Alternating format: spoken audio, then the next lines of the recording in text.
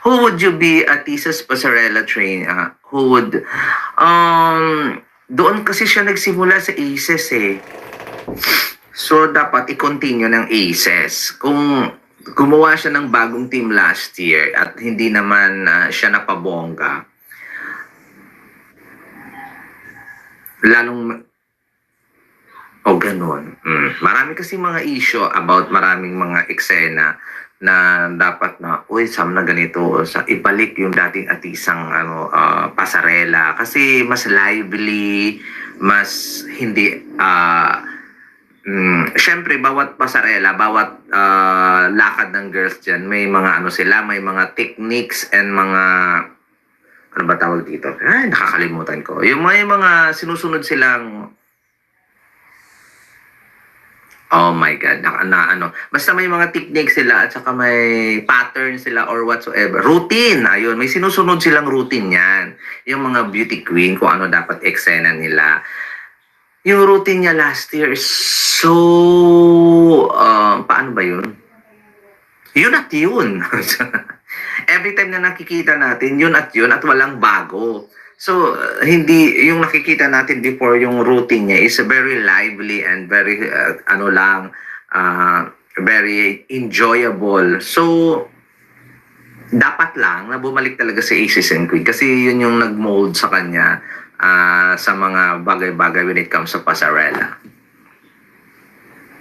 Hindi ko alam kung sino sa taga-Aces ang pwedeng mag-train sa kanya. Kung sino siguro available. Kasi alam naman siguro ng mga taga-Aces and Queen yung anong pwede kay Atisa. Mas knowledgeable sila regarding sa pasarela technique and the routines of the girls na hindi magkapare-pareho, di ba? So, mas may alam sila. Ako, I know how to...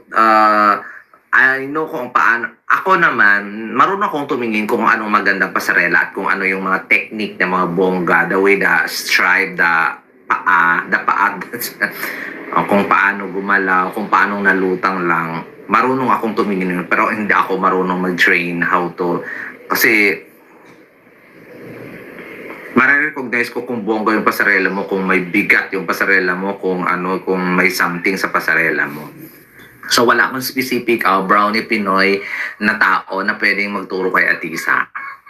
Kung sino yung nasa Aces and Queen, siguro gagawa sila ng way at paraan to i-level up ang performance ni Atisa when it comes sa pasarela. And sana wala na yung mga routine na nag-hold back. Nafe-feelingan ko kasi ng ganun eh.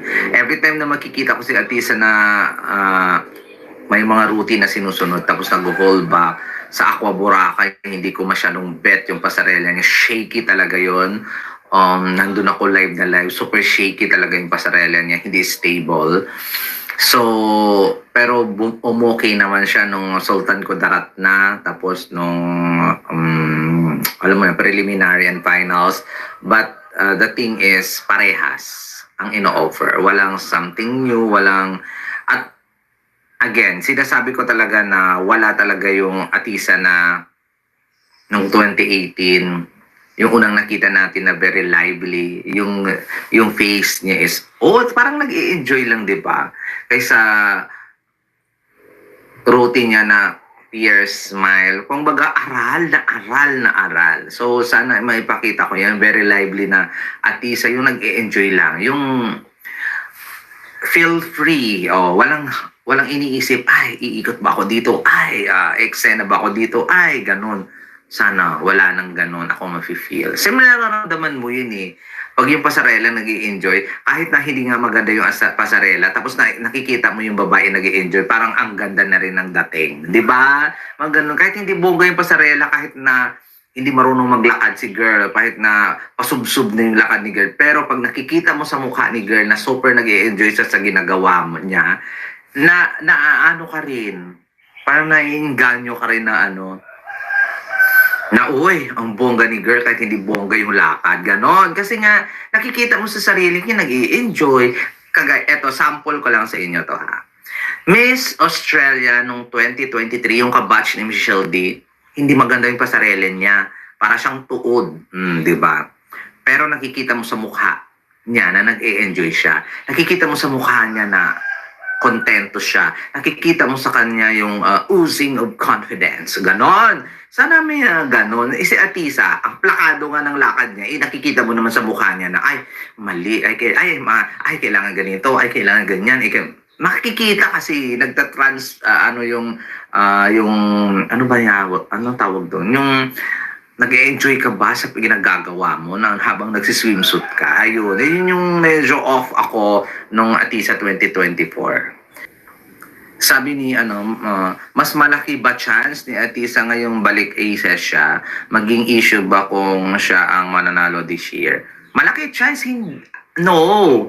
Hindi dahil nag-ace siya, malaki ang chance na manalo at maging issue this year. No, nasa kanya pa din yan. Kahit naturo ng turo yung aces ng queens yan ang dapat niyang gawin na routine or dapat niyang eksenahin, kung hindi siya nag-i-enjoy at kung hindi siya empowering dyan sa stage, walang mangyayari. So kung magkaroon ba ng issue, hindi ako. Mga fans lang, mga utak biya at saka utak talangka ang mag-iisip niyan. Kasi basta, wala akong nakikitang ganon. Kasi, kung nasa kanya yan, kung ituturuan ba naman siya ng aces ang queen ng bongga, tapos i-execute niya ng bongga, edi bongga ang resulta. Pero kung tuturuan siya ng aces ang queen ng bongga, tapos i-execute siya, hold back pa rin, tapos wala pa rin ng improvement kaysa last year at ganun-ganun pa din. So wala tayong magagawa dyan. At kung mananalo siya, dahil yan sa merit niya, hindi dahil nag-aces and queen siya. Ganon yun to the field. Kasi wala sa akin walang kam-kam. Kahit nananalo naman dyan yung mga ibang girls na hindi naman aces Celeste Cortez nanalo naman dyan, hindi naman aces. Di ba? So, wala akong issue about sa camp. Kung yung itinuro ng camp sa'yo at ibinigay mo ang lahat, so, perfect. Ganon. Nasa sayo. Nasa sa tao yan. Nasa sa individual ng bawat beauty queens. Kasi kung lahat ng aces ang queen niya, ipinanalo na nila, sorry naman. Tingnan mo naman yung mga tinuturuan ng aces, ang dami-dami. So mananalo sila lahat. Nakakaloka. Ganon lang yun. Ganon yung take ko. Hindi dahil nag-aces ka, mananalo ka. No. Dahil nag-aces ka, syempre, doon siya original. Tapos alam ng aces kung paano siya nagsishine. So, dapat ibalik niya yun. Kasi yung last year, meron na siya, nalukob siya ng kung ano man yung... pero okay naman talaga okay naman yung performance niya last year. Walang problema doon sa mga technique. Ang problema ko is siya. Kasi nga, hindi niya ini-enjoy yung moment. Parang nag-hold back, ganon. Jamson lang issue doon sa pagbalik niya sa aces kasi nagbabayad naman. Correct. wala akong nakikita kasi kahit hindi aces nananalo dyan sa Miss Universe Philippines. So, wala talaga akong nakikita ng ganon.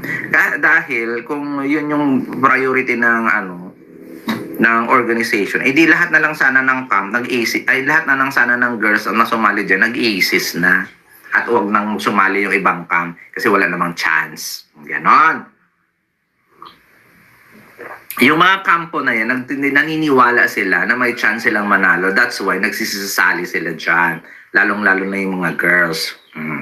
At saka wala namang accredited camp ang Miss Universe Philippines na, dito kayo sumali para more chances of winning. Walang ganon, be. Ang mga tao lang nag-iisip ng ganyan kasi nandun galing si Jonas Gapod. Kayo lang nag-iisip. Ayaw ninyo di ba nga nag-resign na siya doon? Kasi may iba na siyang work. So, ganon. So, kung ano iniisip niyo, move on na. 2025 na. Di ba? Ano na tayo, malapit na, Generation A na tayo ngayon. Generation, ano nga yung A? Generation Alpha na tayo ngayon. Tigilan na ninyo yung mga utak talangka ninyo na yan. Di ba? Malapit na tayo sa Generation Beta. Generation Beta na pala ngayon, di ba? Nakakaloka. Tama ba? Nalito na tuloy ako about sa Generation Kinemi na yan. Di pa rin kayo naka-move on perky aces and queen si Jonas Gapon. More chances of winning. Walang ganon. May nanalo namang hindi tag-aces. Nakadepende yan sa'yo, sa galaw mo, sa kilos mo, kung paano mo i-represent yung sarili mo sa stage, hindi yung dahil nag-aces.